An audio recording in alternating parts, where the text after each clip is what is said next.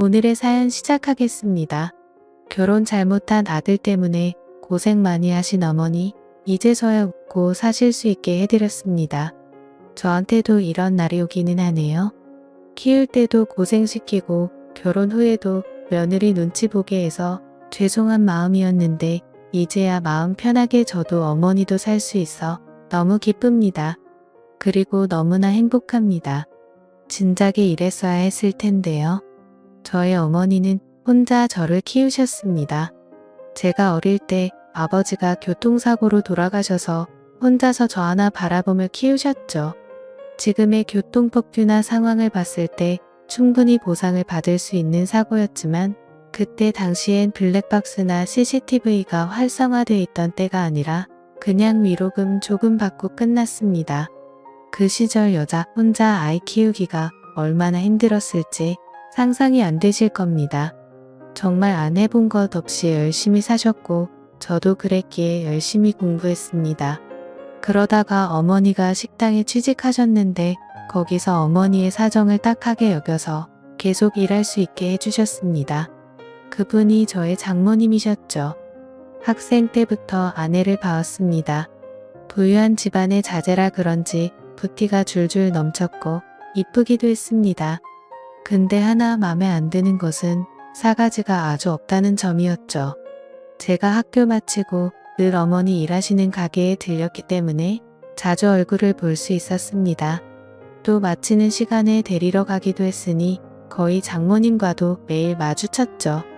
장모님은 저를 좋게 봐주셨고 먹을 것도 매일 싸주시고 그랬습니다.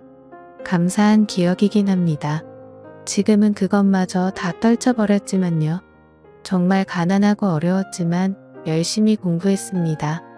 제가 이 진흙탕을 벗어날 수 있는 것은 공부뿐이라고 생각했으니까요. 어머니와 둘이 반지하 원룸에 살면서 꼭 밝은 빛이 있는 집으로 가고 싶다는 생각을 많이 했었네요. 어머니는 한 번도 제 앞에서 불평하신 적이 없습니다.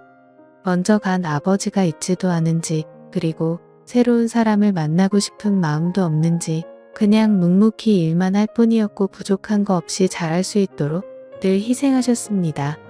그렇게 노력한 결과 저는 육군사관학교에 입학할 수 있었고 졸업 후에 장교가 되었습니다. 근데 그때 어머니 몸이 많이 안 좋아지셔서 옆에 있어드리고 싶은데 저는 늘 전방으로만 돌고 있으니 답답한 마음이었습니다.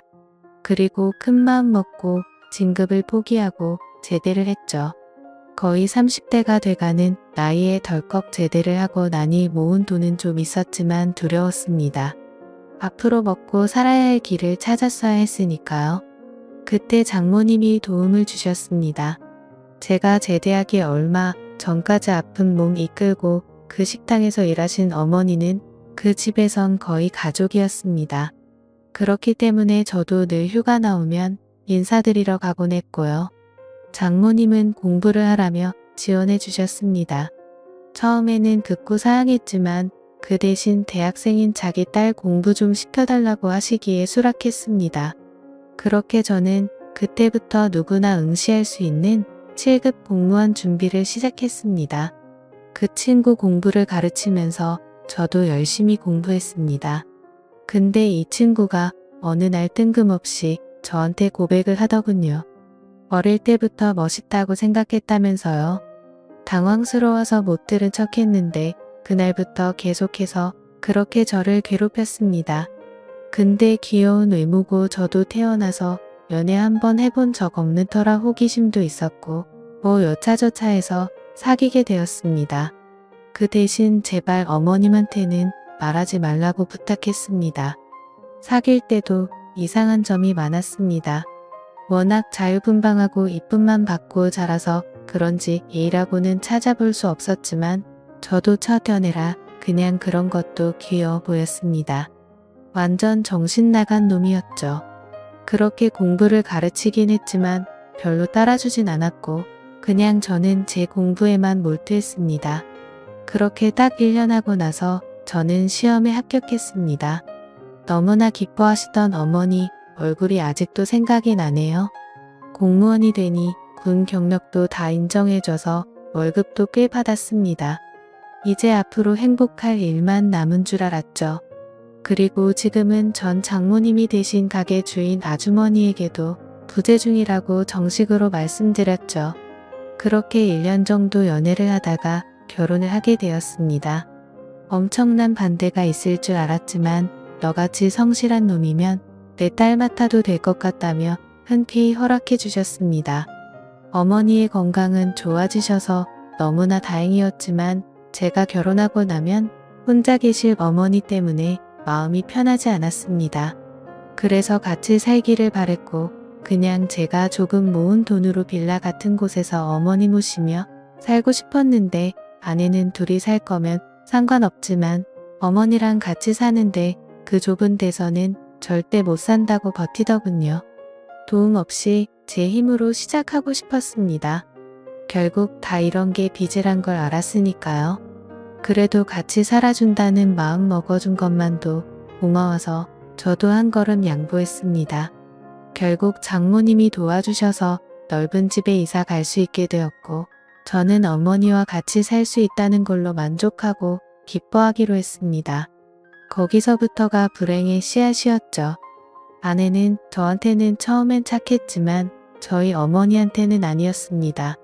어릴 때부터 본인 집가게에서 일하는 아줌마여서 그런지 결혼해서도 그 태도는 변하지 않았습니다. 처음엔 호칭도 자꾸 아줌마라고 튀어나오더군요. 그건 본인도 실수라고 인지하고 있었기에 조심 좀 하라고 타이르고 그냥 넘어갔습니다.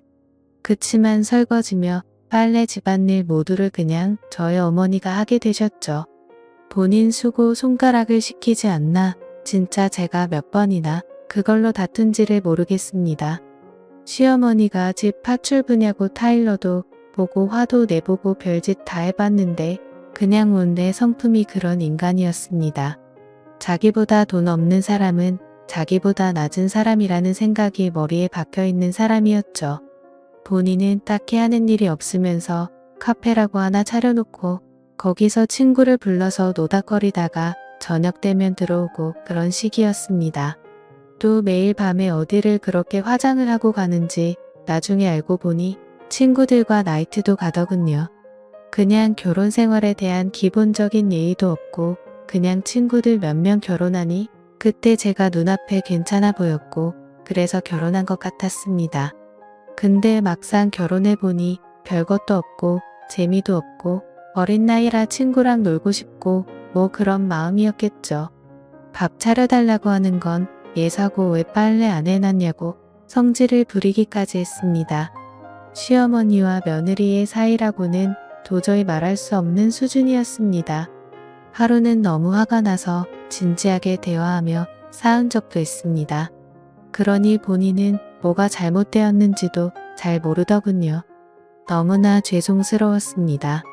장모님도 결혼하니 예전에 마음씨 좋던 아주머니가 아니셨습니다. 일단 본인의 집안이 위에 있다는 것을 항상 저에게 인지시키셨습니다. 딸한테 잘해야 하네. 우리가 자네 이렇게 만들어준 거지 않나? 요즘 세상에 이런 처가가 어디 있나? 다들 좋은 집안에 시집가려고 난리인데 우리는 우리가 먹고 살만한 이 사람만 보고 결혼시킨 거네. 시집살이 같은 거 시키지 말게 등등 갈 때마다 잔소리가 귀에 닦지 않도록 들었죠.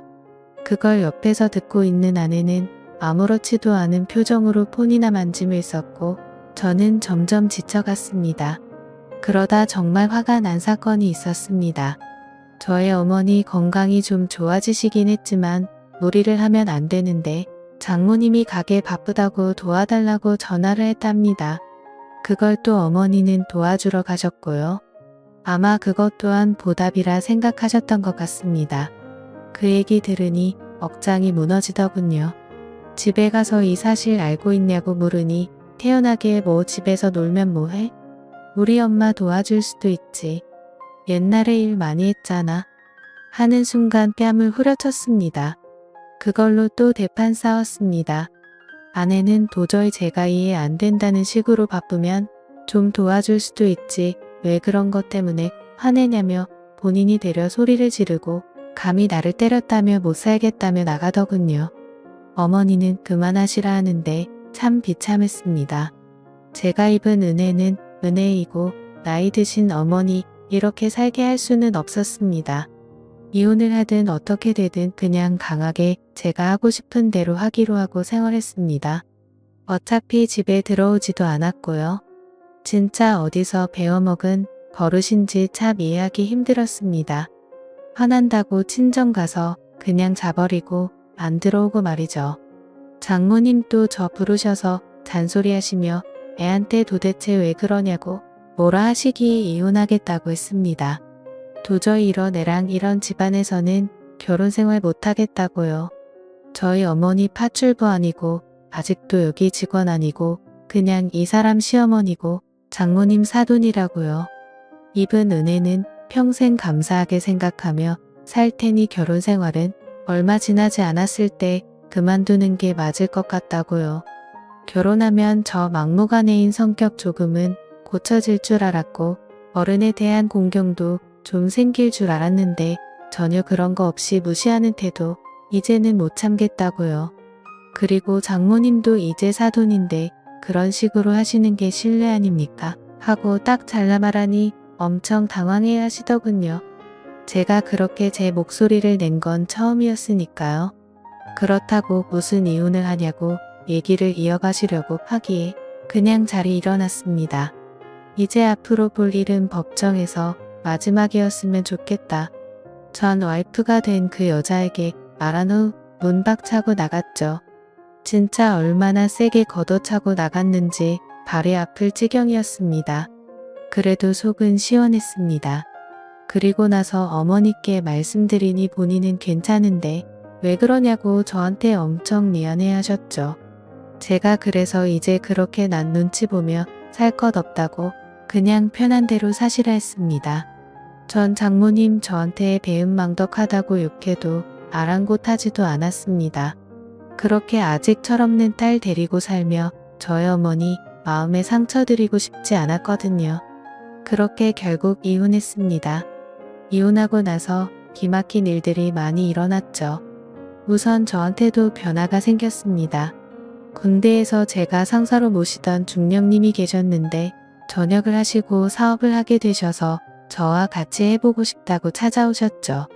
솔직히 망설임이 많았습니다. 안정적인 직장이고 연금도 나오니까요. 근데 뭔가 의미를 찾지 못해 공허하기도 했던 그때 나타나서 제안하셨기에 또다시 한번 큰 결정을 했죠. 아이템도 워낙 좋았고요. 사업도 잘 되어 어머니도 기뻐하시고 좋은 집으로 이사할 수 있었습니다. 그리고 지금도 여전히 현재 진행형으로 열심히 하고 있고요. 상황이 너무 좋아져서 부모님도 좋은 곳에 모시고 고생 안 시켜드리니 제 마음이 너무 뿌듯했습니다. 결혼까지 잘못해서 짧은 시간이었지만 며느리한테 무시까지 당하게 해서 죄송한 마음이었죠. 그치만 지금은 누구보다 평화롭게 잘 지내고 계십니다. 제 전 처가는 결국 무사하지 못했습니다. 전 와이프 원래 그런 것은 알았지만 사치에 완전 미쳐서 차에 옷에 명품에 정신 나간 사람 같더군요. 카카오톡 프로필 사진을 보며 대충 알고는 있었습니다. 계속 결혼 생활했으면 어떻게 됐을지 아득합니다. 그냥 그 집 작은 부자긴 했지만 1,000원짜리 장사에서 일어난 집인데 딸이 그러고 다니니 버틸 재간이 없었죠. 돈 틀어막고 안 주니 사채까지 끌어다 써서 빚이 눈덩이가 되고 결국 전 장모님이 다 정리해 주셨다 하더군요. 그것 때문에 그 목 좋은 가게도 올가을에 내놔야 했고요. 제가 잘 되는 건 뭐 어떻게 알았는지 전화와서 좀 도와달라 하시기에 돈 내어드렸습니다. 제 어린 시절을 보답이라 생각하고요. 돈 들이며 이걸로 진짜 다 끝이라고 확실히 말씀드렸습니다. 앞으로 전화도 하지 마시고 이제 봐도 아는 척도 하지 않았으면 좋겠다고요. 진짜 도움은 받았지만 저도 할 만큼 했고 어머니도 본인 가게 일처럼 열심히 일만 하셨다. 최저 시급도 못 받으며 일하는 거 한 번도 불편하신 적 없으시고 대려 일손으로 써주신다고 감사하던 뿐이다. 그런 분을 무시하고 사돈이 되었는데도 본이 나래 있다고 생각하시면서 그랬던 것 절대 용서 못한다고 또 한 번 말씀드렸습니다. 이제 정말 안녕히 계시고 잘 사시라고 다신 보지 말자고 하고 자리 떴죠. 그렇게 하고 나니 마음이 편해졌습니다. 계속 응어리처럼 남아있던 것이 없어진 기분이었습니다. 더 이상 눈치를 볼 일도 은혜를 입었다고 감사해야 할 일도 그거로서 다 정리되었다고 생각하니 편했습니다. 그리고 어머니께 말씀드렸더니 잘했다고 칭찬을 해주시더군요. 아들 잘 키웠다고요. 저는 이제 다시 연애도 하고 결혼도 할 겁니다. 상황도 좋아졌고 그러고 싶습니다. 꼭 좋은 여자 만나서 행복하게 사는 모습 어머니 돌아가시기 전에 보여드리고 싶어서요. 한평생 저 때문에 고생만 하신 어머니를 위한 마지막 효도가 아닐까 생각합니다. 읽어주셔서 감사합니다.